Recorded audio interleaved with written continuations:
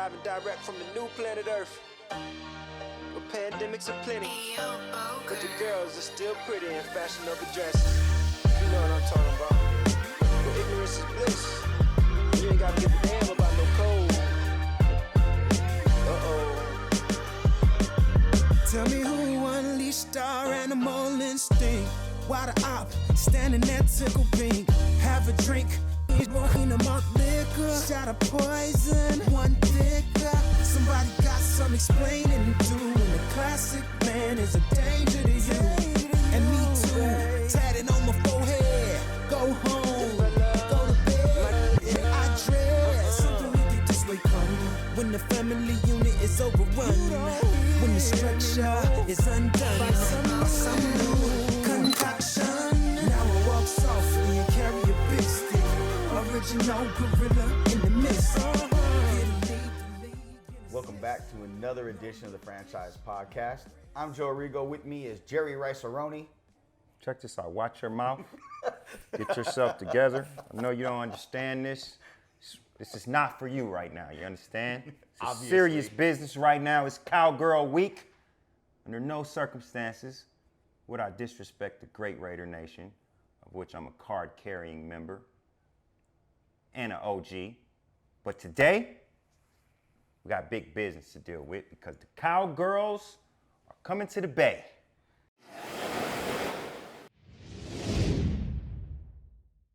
Well, that's the one thing that we can agree on. One of a few things that our disdain, our hate, our vitriol for the Cowgirls. Hate them. The worst group of people you could possibly assemble in the United States are Cowboys fans. They constantly blaspheme and disrespect our nation by calling themselves America's team. How did they get that title anyway? Because somebody put a stupid star on the side of their helmet. That's why. That's the only reason. That's it. It's trash. They've done nothing. We always got to hear about them. We always got to talk about them. We're on our show. We hate them so much that we're talking about them now. They're like a cancer that has been here since the beginning of football. And the great part about it is that the great San Francisco 49ers do our country a service every time we play them because we whoop that ass. Well, back in the 90s, yes, there was a menage a trois of teams that hated each other. Oh, I like the fan way you put that. That's Yes. what it was. Yes. Because, the Cowboys would, own and screw the Packers. Yes. And the 49ers would own and screw the Cowboys, and Green Bay would own and screw the 49ers. I mean, hey, this is the way it used to go. These three games, any combination of them, was always the biggest game of the year when we were teenagers, when we were growing up. And because I'm from a little town called Fairhope, which is the home of the great Leon Lett, I got a family full of Cowboy fans. So that's why I had to go get me some BS blockers, right? I had to come in with my gear on because I want them all to watch, because I'm going to talk a lot of trash this week leading up to Sunday night. We're going to tap on them. And the reason why is because we simply have a better team than them. Yeah, I would agree. Period. And what I have noticed, though, is because of all of this whooping that we put on them for the last couple of years, I'm seeing a change in the way the Cowboys have been playing. Pray tell. Dak is one that has seemed to throw the ball down the field. He's not doing much of that anymore. I feel like he's gone to the Kyle Shanahan school of offense, and he's trying to put the ball into the hands of his playmakers closer to him so he can create some sort of yak boy situation, but they ain't got the dogs for it. Okay, wait. Now, I don't disagree with that, but I'm going to push back a little bit. Okay. The last few years, he had Kellen Moore calling plays. Right. But this year, he has Mike McCarthy, who's running his offense, the same thing he ran when he won his Super Bowl with the great Aaron Rodgers. And a lot of that was getting the ball out quick and having one deep threat. So I think it's more Mike McCarthy changing Dak more than Dak changing Dak. Whatever the case. Bottom line is, it ain't gonna work. All right? This is the point. They tailor-made this situation because the Niners keep putting them out of the playoffs. And Dak keeps throwing interceptions. You know what's going to happen Sunday night? Dak's going to throw interceptions. Because one Fred Warner, one Dre Greenlaw is going to eat in the middle of that field and close to that line of scrimmage. So as soon as you try to get that ball to CD Lamb or any of your other minions, they're going to get popped. Well, you know who's going to get the interceptions? I'm going to tell you. Who's that? I'm going to put on my Madame Cleo wig. Let me see. Well, you know. But Diamador Lenore. You think so? Man, look, I got love for Diamador. Let me tell you why. So Charles Healy, good friend of mine. Yes. You met him. Yes. Coached him and Keyshawn Nixon at Salesian in L.A., where he went to high school. I know the type of player Diamador is. Yeah. The way he has been. I thought he got drafted way too low, to be honest with you, coming out of Oregon. So I think Diamador is going to have a big game for your Bang Bang Niner gang. Well, I mean, I would say this much. The Niners have a slot cornerback problem. Yeah. I wish we had two of him so we could put one of them on the outside and one of them on the slot. But, you know, if there's anything that you can pick apart with the Niners, it's that position. And I think that, you know, for the DC, that's a rough decision every week on where to play him.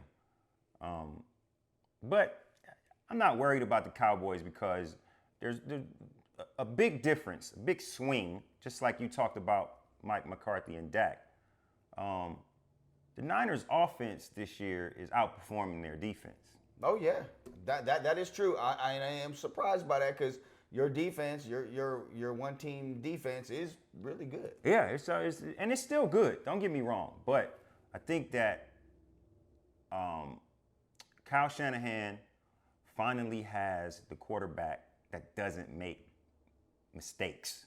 You said that the last three quarterbacks. I have not said. I would never say that about my man James Garoppolo. Never. Disrespect my guy, Jimmy never G. say that about him. Look, I like the guy. Guy's got cojones, you know what I'm saying? Likes to party. But outside of that, he will make the mistake Brock doesn't make. That's why Brock's playing right now against the Cowboys and Jimmy's possibly playing against the Packers. We'll get to that in a minute. Yeah, we will.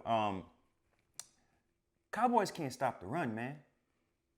What are they going to do about Christian McCaffrey, who does every single thing well and can play any position on offense? I think it's amazing that Christian McCaffrey, who had been injured his entire time in Carolina, magically comes to the Bay and all of a sudden he's healthy and can do all these great things. I mean, listen. Gunning ski master paycheck and down in Carolina. Yeah, listen. Look, the guy's got pedigree, man. The guy's been a football player ever since he was at Stanford. He gave us hell. And you know he gave us hell. I still don't like him. So I'm just saying, like, he's the best running back in the league. He reminds me of Marshall Faulk because he can do everything. He's another receiver when we need him. He can run the ball between the tackles. He can get around the outside. He can run any route. He's the tool, bro. And if you just run the offense through him, keep him healthy, Niners will be fine all the way to the Super Bowl. Point is this. Dallas Cowboy fans, I know Stephen A's already said this, but I got to requote him because it's the absolute truth. Preach. When it comes down to sports.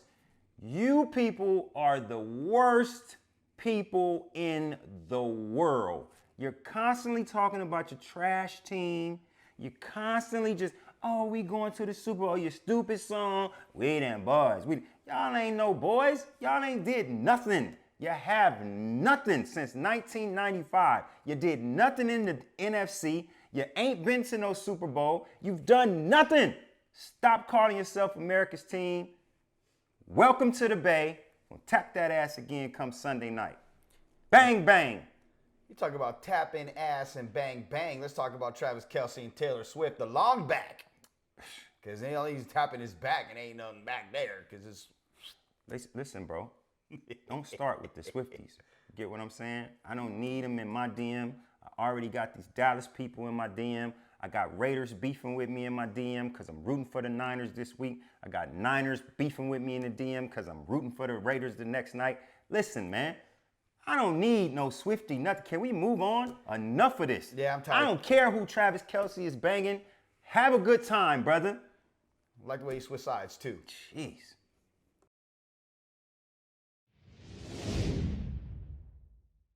All right, now let's move on to the Raiders. We doing wardrobe changes? Hey, don't worry about me, man. You put out the Jamarcus Russell jersey? No, this is not Jamarcus Russell. Watch your mouth, okay? You see the back of that? Get yourself together, okay?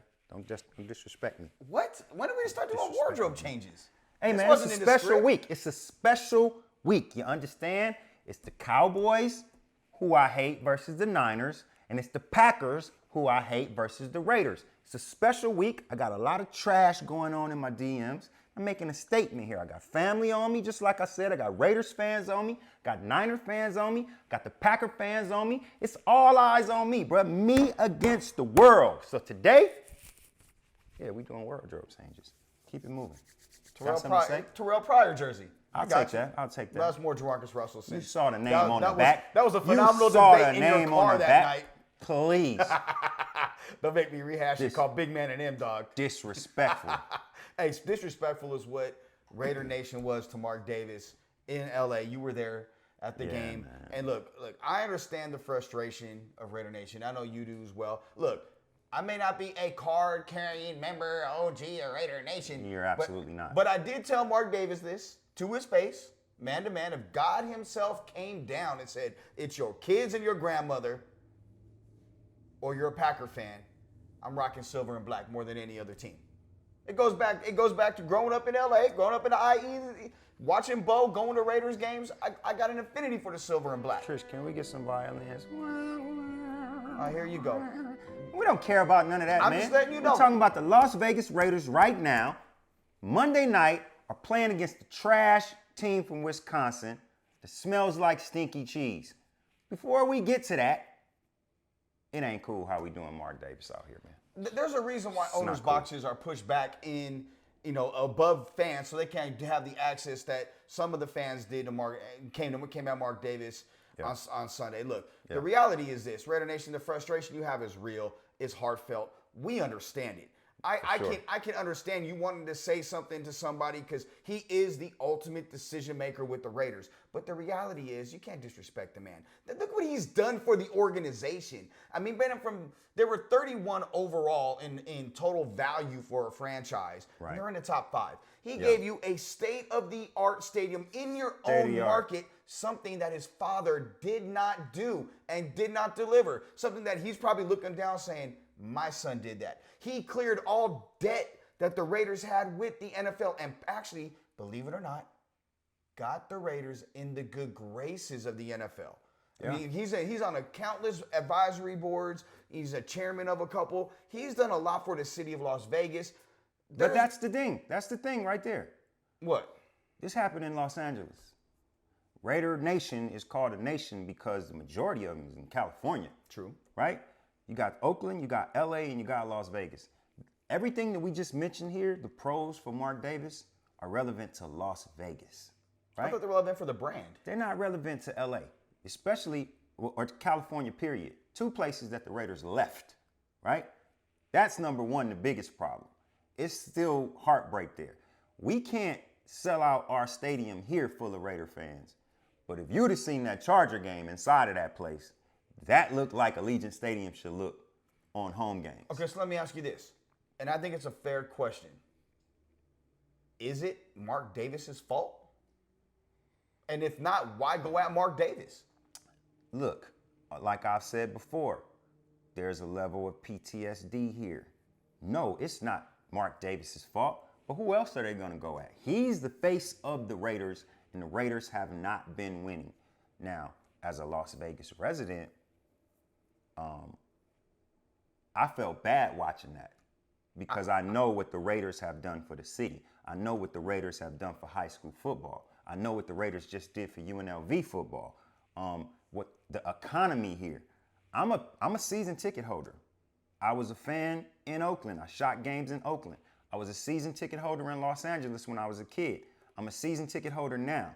And having those three different perspectives basically under one banner of loving the team, it's rough, man. It's rough. And I feel like from the fans' perspective, especially the California ones, who else are they gonna bitch at? Well, I mean, we've talked about it privately. Okay, is Mark Davis the one blocking? Thank you. Is Mark Davis the one not tackling, dropping interceptions, not running, giving up on routes in the red zone, not opening holes for? Look, let's break down Jimmy G for a minute, okay? I'll use him as my example. For 9 years, Raider Nation defended Derek Carr tooth and nail. He threw the ball into triple coverage, and it's he was under duress. But Jimmy G, half of them. Okay, let's say 3/4 up until the last couple of years. Then we'll say a quarter of them. Okay, I think we can agree on that. Yeah. So then you get Jimmy G, who's 3 games in. Yeah. And they're already jumping off the bandwagon because he threw one ball that was under duress. The dude was handing the ball off and he was going to get sacked. That's how bad the line play has been for the Raiders. Raider Nation, you know this. How is that Mark Davis's fault? It's not. He signs the checks. You're right. That's not even Josh McDaniels' fault. Good point. He's putting the best 11 on offense and defense out there to try to win ball games. Those players have to be the ones to step up. Listen, I understand why fans are pissed, but still, it's not on Mark Davis and Josh McDaniels completely. But the whole conversation, look, I'm talking to people at the game last week. What are they saying? I'm curious. And it's like nobody is putting any of the onus for any of these problems on the backs of the players. Nobody. When they talk about players, there is a worry, there is a fear that next year, for whatever reason, this team won't have Devontae Adams, Max Crosby, or Josh Jacobs. I don't understand where that comes from.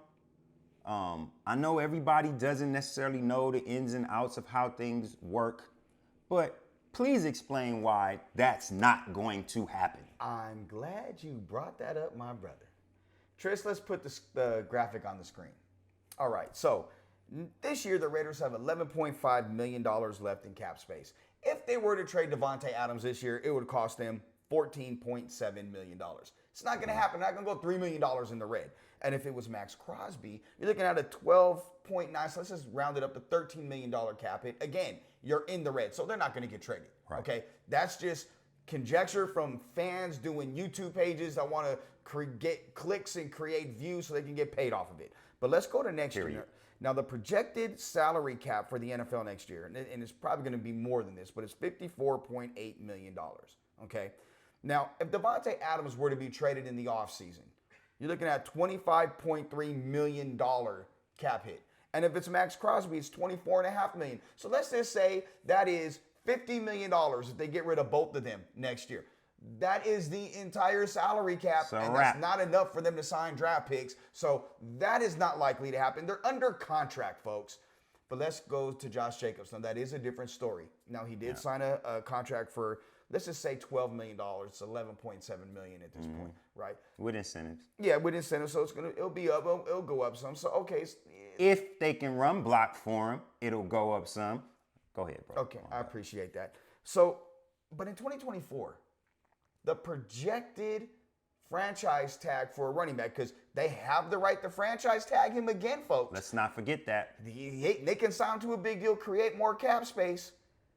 But the franchise tag is going to be roughly $13 million, a little bit over that. And I did not include the $12 million they're probably going to get back for Chandler Jones after dealing with that fiasco, which, by the way, if I'm going to be honest, I didn't say this during our pre-show meeting, they handled it perfectly. You cannot say anything publicly to make that man say, hey, they said this. Right. It's making me lose my mind or go crazy or whatever the case may be. Right. And then sue the Raiders and get his money. They did what they didn't do with the Antonio Brown situation where all they did was yip, yap, yip, yap. It shows that the grown-ups are in the building. Yes. So let's consider that as well, because if you remember, Hard Knocks, all they did was talk about, Antonio Brown and what's this and that, what's this. They didn't say anything. Gave him a case.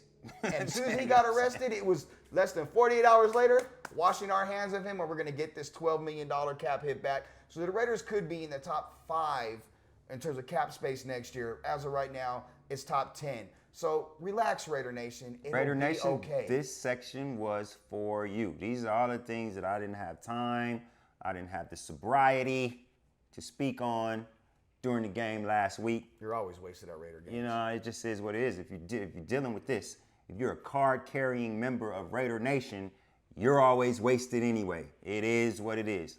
Shouts out to the Black Hole. Shouts out to Oos Nation. Yes. All of the Raider Nation fans that took over the parking lot at SoFi and took over the stadium. It was beautiful to see. Aiden. He was a little nervous. He flashed. Yeah, he was a little nervous, man. It's his first NFL game. Yeah, I get it. But I'm just saying, these are games that can be won. We're losing these games. Okay, let's point this out real quick. On that, now, retrospect, should have handed the ball off to Josh Jacobs. You're 2 yards out. Come on, okay? man. But Jacoby Myers gave up on that route. Yeah.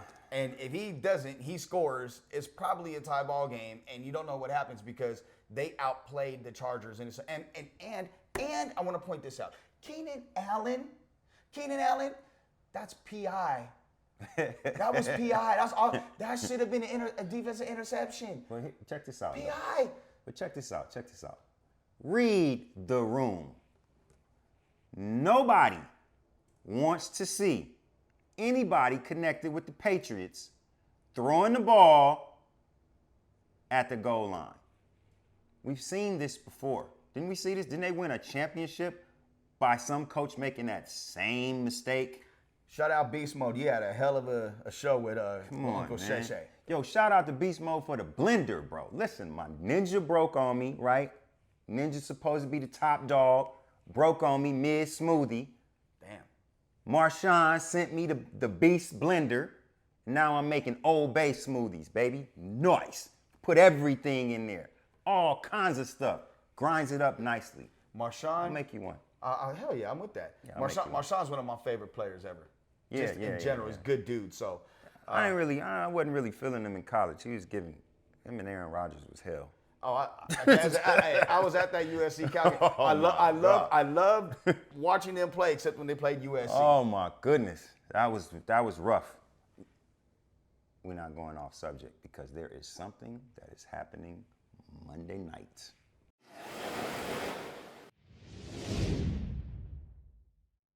Had to do it. You did it. Had to do it. Just like that. I can make wardrobe changes too. You know what? I needed to change my shades because these are darker and that is some of the ugliest shit I have ever seen in my life. I mean, you're gonna be wearing those all game on Monday because they gonna take over. Why would somebody pick green and yellow? Hey, green is for the money, gold is for the honey. No. That's trash. Here's the thing. Monday night, my squad versus his squad, which I've been telling everybody for years. This guy is a fraud. How am I a fraud? Doesn't care about the nation. He's That's a Green not true. Bay fan.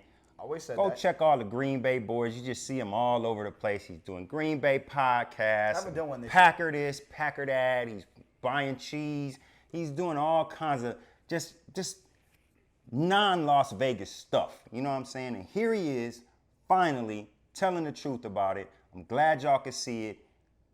He's all about cheese. This ain't the West Coast, man. This guy's Great Lakes. He's about what do they make up there? Corn, cheese, rice. What happens up? What's going on up there? Beer, brats, cheese. Brats. Who would eat a brat? Brats are some of the most marvelous things ever. Ask Giannis. You know what brats go with? That ugly ass jersey you got on. You know, what's happening Monday night? What you got to say? Hey, what I got to say, Monday night, it is Squeeze versus Joe. It's the franchise bowl. Yeah, Once one again. iteration.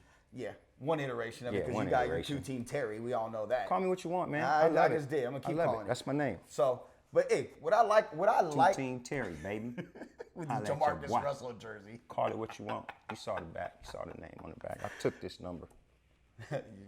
Yeah. He took it back with the Yeah. purple cup. What your little punk quarterback gonna do? He's like, when come Max out. Crosby comes around that corner, knocks his head off. Who's going to be the quarterback of the Raiders when Who Rashawn knows, Gary man? I come don't around care, and, man. and do something? Who is that? Who? I never heard of him. You're a lie. You know exactly who Rashawn Gary Never is. heard of him. He We said, don't know put these cheese people. on everything.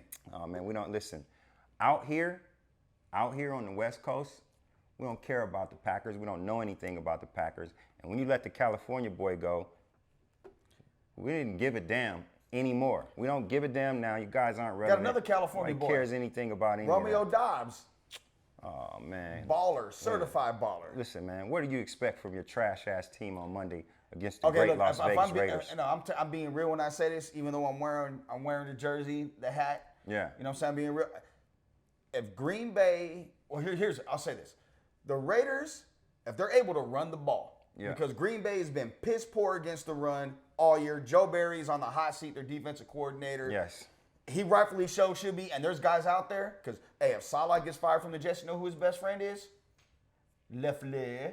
He'll hang out with his best friend. And, If the Jets fire Robert Saleh, they are fools. but hey, they're saying he's on the hot seat right now. That's ridiculous. Then they got Leslie Frazier out there. I mean, Green Bay fans have already started looking at names to replace Joe Barry. They've been since last year. Are they looking at names to replace the person that drafted Jordan Love? Hell no, they're happy. Jordan Love has not been the problem. Aaron Jordan Love has Rodgers been was fine. your quarterback. And Aaron Rodgers played 79 seconds this year. Rodgers was your quarterback. Do you guys play on turf up there or grass? Doesn't matter. What do you do? What do you play on? We play on grass. You know that from the last show. We talked All about right, this. all right. So I'm saying, man.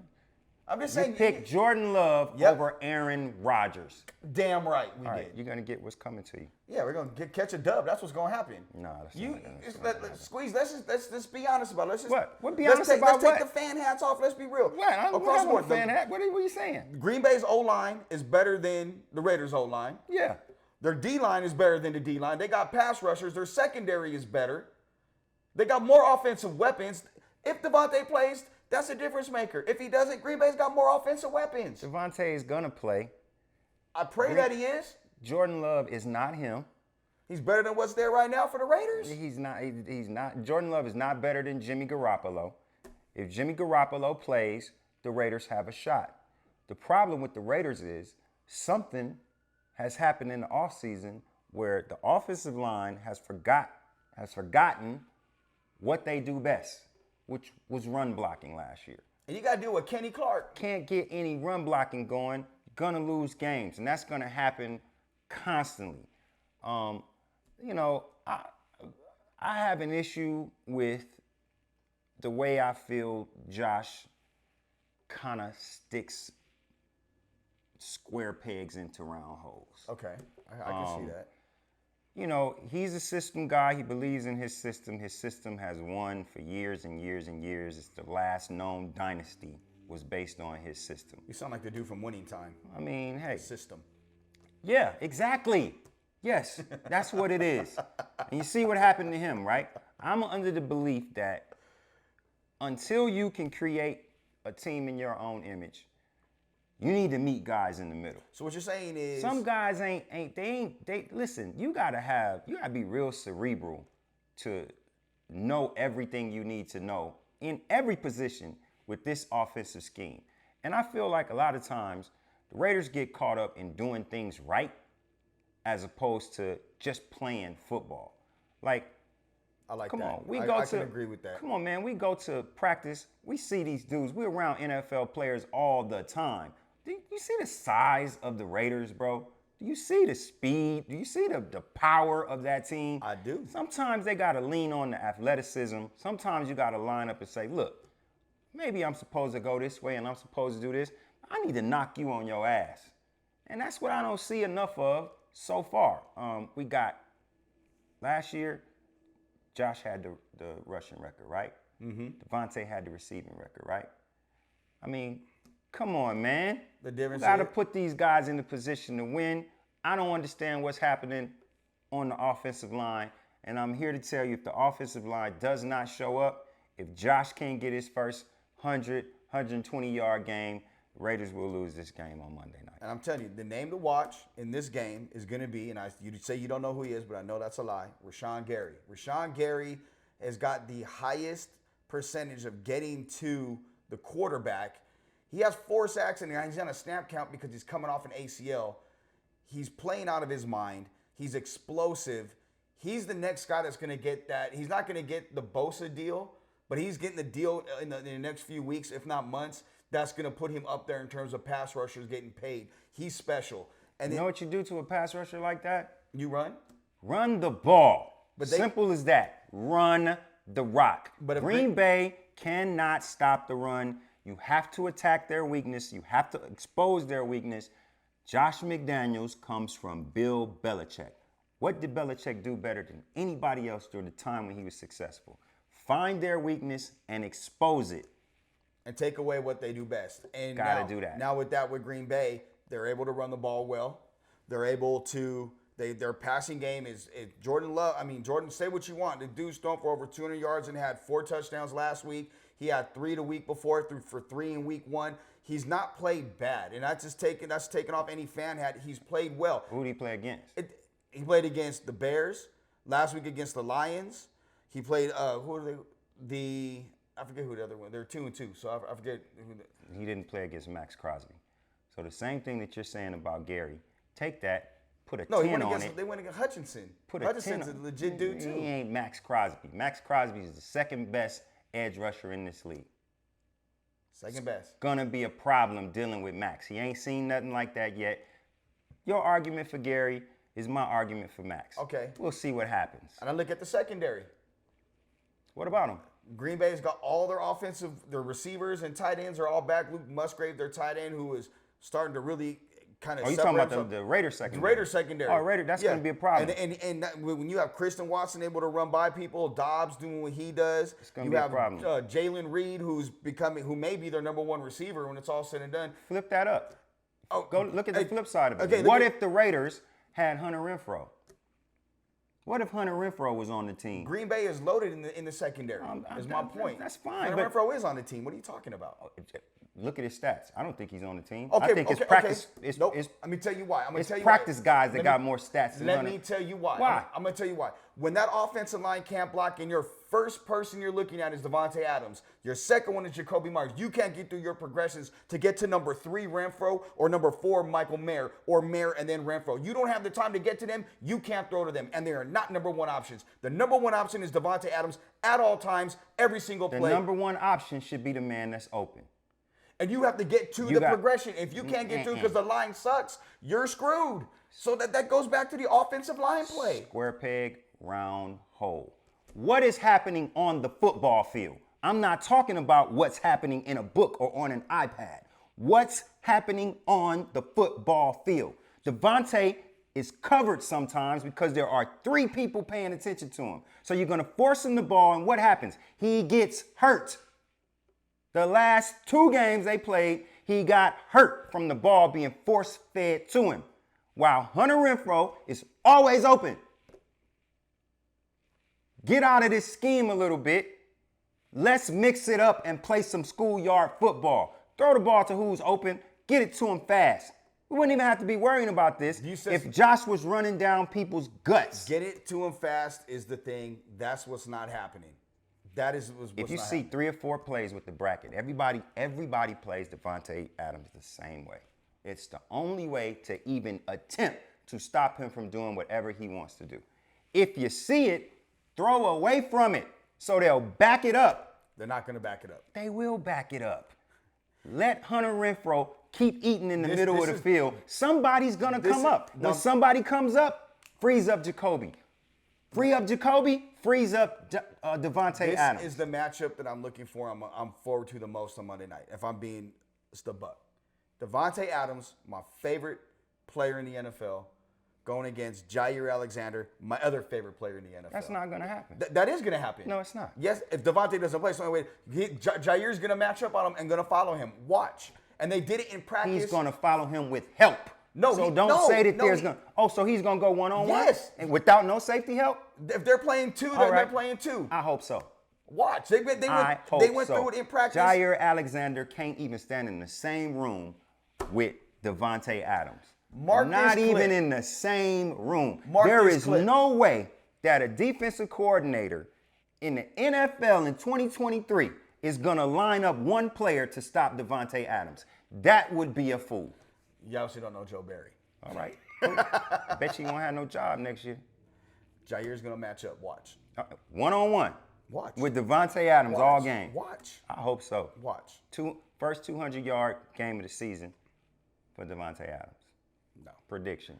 Hey, first of all, that's not going to happen. I love Devontae. Ain't nobody son. stupid enough to do that. Watch. But if it does happen, he's going to eat all day.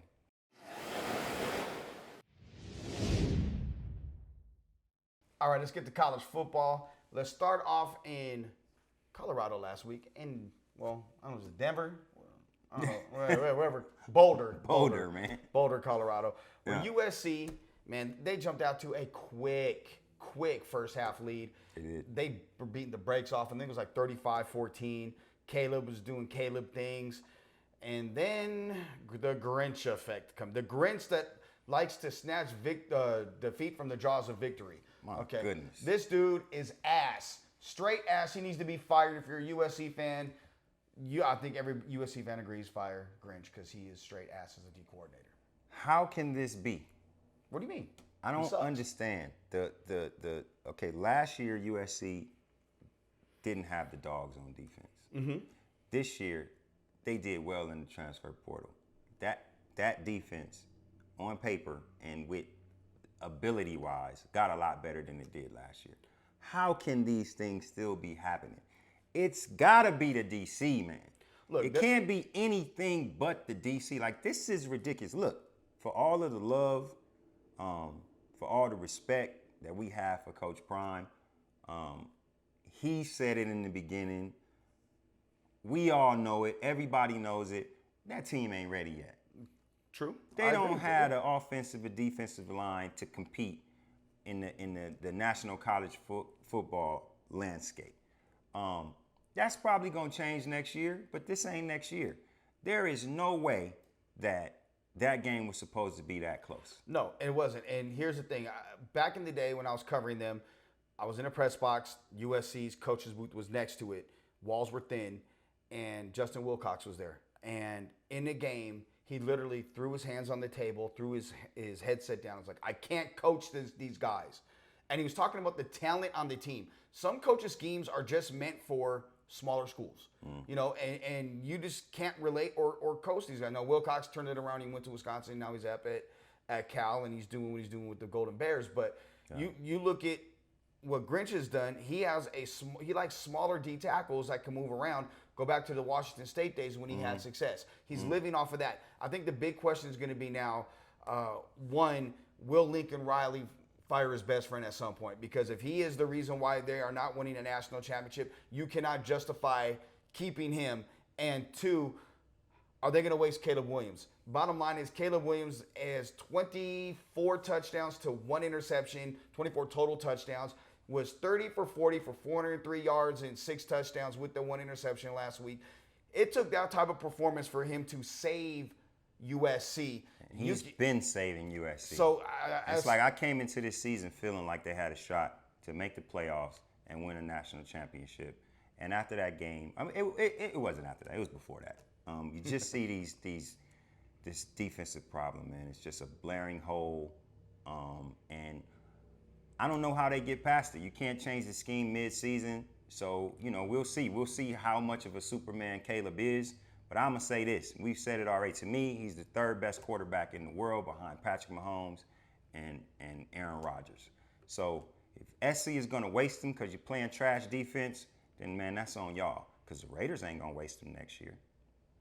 I'll tell you something I am feeling good about. What's that? Your UNLV Rebels. Yes. Yeah, boy. 4-1 after beating Hawaii last week. And look, what I liked best about that game was the fact that, once again, they ran the ball, controlled the ground game, and they stopped the run. Now, it's 3 straight weeks UNLV's held opponents under 100 yards, and it's also 3 straight games that UNLV scored over 40-plus points, which is school records on both accounts. Barry Odom's got him humming. You look at what he's done. There's a transformation process that's taken place, and I'm going to say this. I believe that this feels different, and I talked to a couple coaches at other Mountain West schools the last couple of days. They feel it's different too. They actually are like, those guys are going. they're a problem. And that offense is going to be tough to stop. But the way they're playing defense, credit Mike Shear for sending the blitzes everywhere. UNLV looks really good right now. I'm excited with the dominance that they had against Hawaii. Yeah, you and Mia told me in the beginning, I stayed away from the team, like I said, during the offseason. And you guys told me that I was going to see something on defense. And I'm seeing it. It's been a problem since we've been covering them. And them boys are playing out there right now, man. But above all, this is the first season up until this point where I haven't missed a game. I've been able to watch every game. Shouts out to Brennan Marion, man. That's a hell of an offensive system you got going on. And it is fooling people completely. Like, I mean, opposing teams are out there lost. It's happening fast. It's overwhelming. And unlike the Raiders, Odom and his staff have been able to put the right players in the system to make the system work the way that it's supposed to work.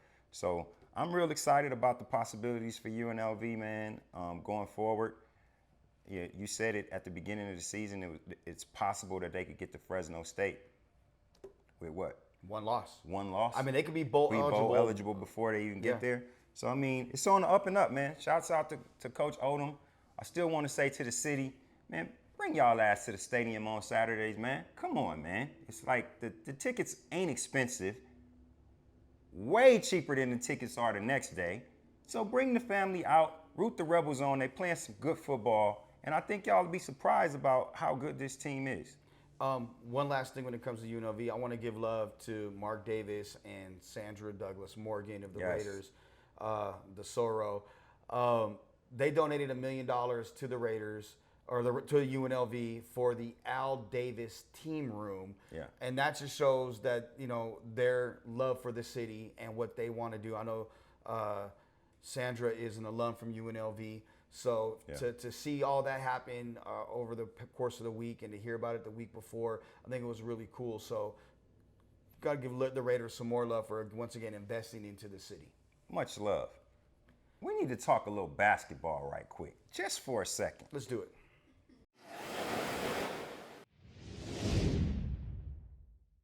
The Lakers, Media Day, baby. What you think about this squad we put together?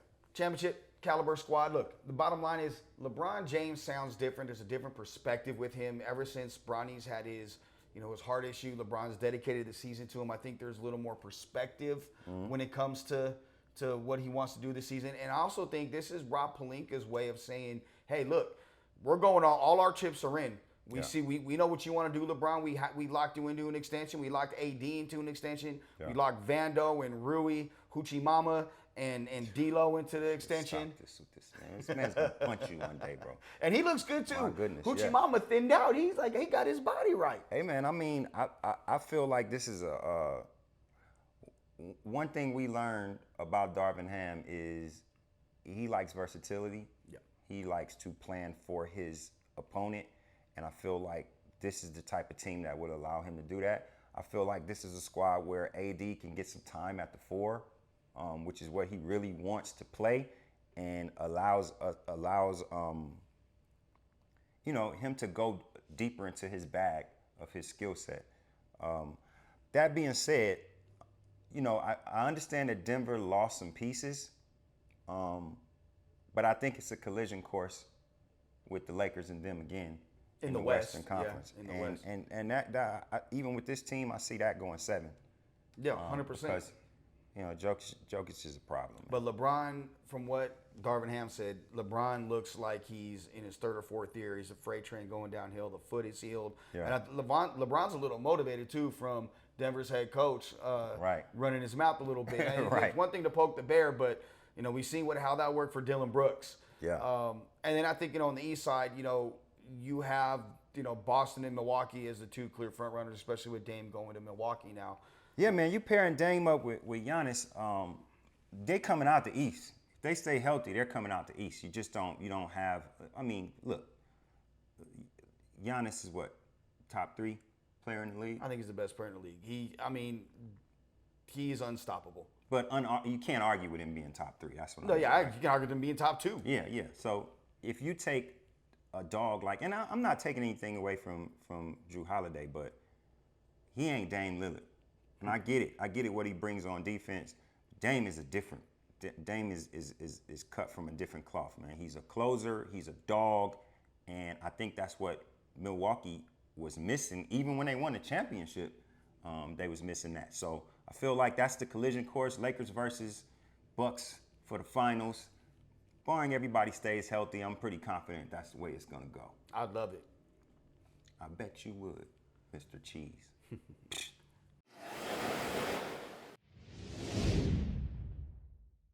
All right, so last two bits of information we want to get to you, our thoughts before we leave, are one, Trevor Bauer. Over the week, he came clean and he said, "Look, here's all the evidence. The accuser, she with her attorneys withheld this evidence, and he got screwed. That's just no other way to put it. Absolutely. Trevor Bauer got screwed. I think he does have a case against Major League Baseball and unfortunately the Dodgers for letting him go and suspending him. Yeah. He was guilty until proven innocent in a court of public opinion because they think he's an asshole. The bottom line is Trevor Bauer, with everything that he released, including the video of the woman. I mean, as a man, and I can speak for myself, she deserves to be prosecuted because she damaged his reputation almost beyond repair, and that's complete defamation of character and character assassination. Yeah, absolutely. I mean, you know, it's there is a dark side to these movements because of social media. I feel like, you know, a lot of evil. I feel like a lot of evil people are able to use these movements as like a banner to do their dirt under, right? So it's like I've been in conversations with, you know, just, you know, I got a sister, I got a lot of female friends that I've known for years, and I've been in conversations where, you know, some of it just, it sounds sinister, like when you don't necessarily like something that a man has done, right? Or something that a man has said. Right. And don't get me wrong, a lot of guys are dogs. And you know, cheating this, doing that, doing this and that. It's what men do. But to attack their freedom, to assassinate the character, to go after this person's livelihood just because of whatever disagreement or whatever issue you had with them. And it's not anything valid. And this is constantly happening all the time, and it's under a banner. And I just feel like, you know, for the most harm it does is not even to Trevor Bauer. The most harm it does for the women that actually are getting assaulted all the time. The women that are actually, that have a reason to be a part of this movement. Some of them just don't. And the problem with this is, it's like you said, there's got to be some kind of scare tactic. There's got to be some kind of reaction when we find out that this is fraud. Right. Like, that woman needs to suffer for what she did to him. Like, you see, there is text messages between her and her friends and another former pitcher saying, like, get the bag, get him for $50K, get him for millions. I mean, for what? Like, I mean, this is a calculated, devilish act that she did to a man that, like, at that time, I mean, yes, he could be an asshole. So what? There's plenty of them in the world that are poor that are assholes. You can find one that's not an asshole, right? We sit next to each other every week. Come on, man. I mean, it's what it is. 4 billion men here on Earth. Find another one if you don't like that one. Exactly. Jeez. So, I mean, just, you know, whatever karma comes her way, she's earned it. And Trevor Bauer, man, congratulations on clearing your name, and congratulations on being able to speak the truth and show the evidence and the burden of proof that was withheld from you during this whole ordeal. And boy, I sure wanted you pitching for us, bro. Man, asshole or not. I don't care he's an asshole. He can throw the hell out the ball. Trevor throws that rock. You got an open invite anytime you want to come on the show, man. Real talk. Come say your piece, man. Look, listen, don't want none of the women feeling no kind of way. True. We are absolutely 100% behind you guys. We understand what you're up against. We understand so many things for so many years have been swept under the rug. We don't condone any of it. But just as much as we say that to the ones who out there doing sinister stuff like this woman, you need to take your ass to jail. I'm glad you brought that up, because the last thing we want to just touch on and just kind of just touch on it, we're not going to elaborate. Keefe D was arrested and arraigned on the 4th. He was arrested last week, and the arraignment was postponed because his attorney failed to show up. So it's a 2-week wait.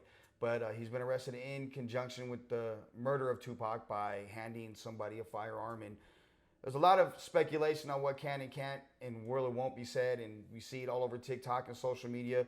We're not here to be gossip guys, so we're not going to touch it. You know, it's the era we grew up in, and streets talk, and we come from a different era where, you know, you may hear things, but like we don't know it, so we're not going to speak on it because, quite frankly, we weren't around it. So with that being said, we just want to get justice for Tupac's family and have some type of closure for his family and friends and his soul, because what he meant to our generation, I don't think can be put into words. So with that being said, we're not really going to touch on Keefe D's arrest and the Tupac issue.